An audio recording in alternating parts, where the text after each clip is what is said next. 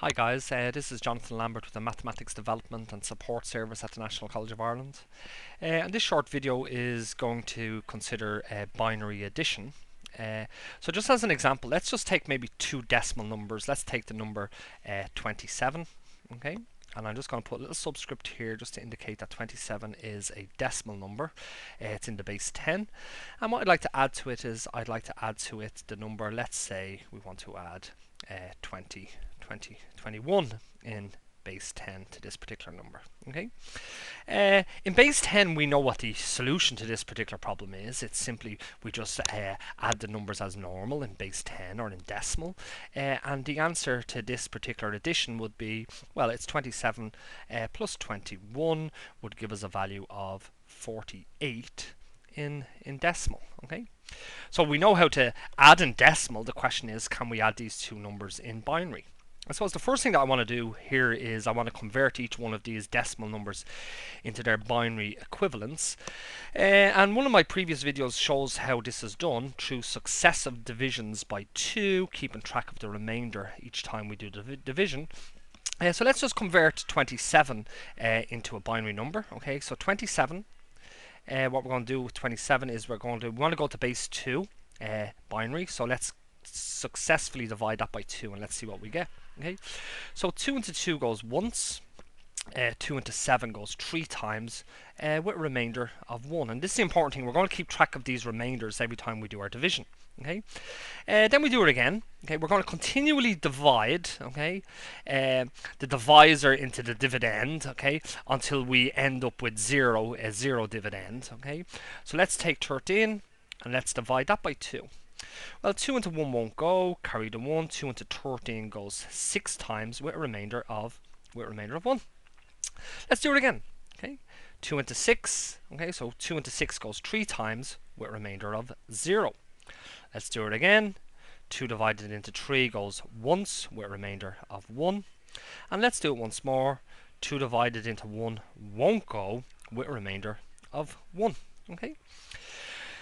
So what we have is we have a sequence of remainders here, okay, and what we're proposing is that this particular sequence of remainders is the binary representation of the number 27. More importantly, the most significant digit is down here, and the least significant digit is up here. Okay, so from a binary perspective, the number 27 would be the number from the least significant digit. It would be the number 1, 1, 0, 1, and it would be 1. And let's pad this out so it's an 8-bit number. So I'm just going to add on some zeros here. Okay, so what we have is we have two 4-bit numbers. Okay? So 27 in binary is the number as an 8-bit binary number is 000111011, where this 1 here is the least significant digit and this one here is the most significant digit. Okay. Now let's take the number 21 and let's convert that into decimal. Sorry, let's convert that into binary. So I'm going to take 21, and what I'm going to do is I want to go to base 2, so I'm going to continually divide it by 2, keeping track of the remainders. 2 into 2 goes once, 2 into 1 won't go with a remainder of 1. Let's divide 10 by 2. Well, 2 into 10 goes 5 times with a remainder of 0. Let's divide 5 by 2. 2 into 5 goes twice with a remainder of 1. Let's divide 2 by 2. 2 into 2 goes once with a remainder of 0. And let's divide 1 by 2. 2 into 1 won't go with a remainder of 1. And similarly, this is the binary representation of the number 21. So this is the most significant digit, and this is the least significant digit. Okay? So as an 8-bit number, 21 would represent the number. It would represent the number 1, this one here, followed by a 0, followed by a 1, followed by a 0, followed by a 1. And let's just pad it out as an 8-bit number, 0, 0, 0.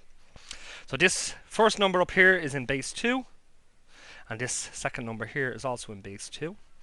The first number represents the number 27, and the second number here represents the number 21. So let me just actually put that down here. This is the number 27 in base 10, and this number here is the number 21 in base 10. Okay. Now the goal of this particular video is to do binary addition, not decimal addition. Okay, so what we need to do is we need to add these two numbers here together in binary. Okay, so let's just see what we get here. Okay, so what we do is we start with the units and we continue across, adding unit to unit. Okay, carrying where we need to carry and so forth. Okay, so 1 plus 1. Well, in decimal, 1 plus 1 is 2, but the number 2 in binary is a number 10. Okay, there's a number of things that we could get. Let's just keep an eye on this. Yeah, when we're adding our numbers together. Okay, we could have to add a 0 and a 1 to a 0 and a 1. Okay, in decimal, what we would have is 0 plus 0 is 0, 0 plus 1 is 1. 1 plus 0 is 1. 1 plus 1 is 2. That's in decimal. Okay. In binary, these numbers would represent. Okay. Well, let's just put them down in addition form: 0 and 1, 0 and 1, and let's add them together. Okay. Well, 0 as a decimal number, okay, converted into binary. 0 in decimal is the same as 0 in binary. Okay. The number 1 in decimal is the same as the number 1 in binary. The number 1 in decimal is the same as number 1 in binary. But the number 2 in decimal is the same as the number 10 in binary. Okay? So here's our binary representation of our digits. Okay? So when we add 1 and 1 together here, well, a 1 plus a 1 in binary gives us 10. So we put down the 0 and we carry forward the 1. Okay? What we have here is 1 plus 0. Well, 1 plus 0, okay, in binary, 1 plus 0 gives us a 1, okay, but we want to add also the carry forward, which would be a 1 plus a 1, which is a 2,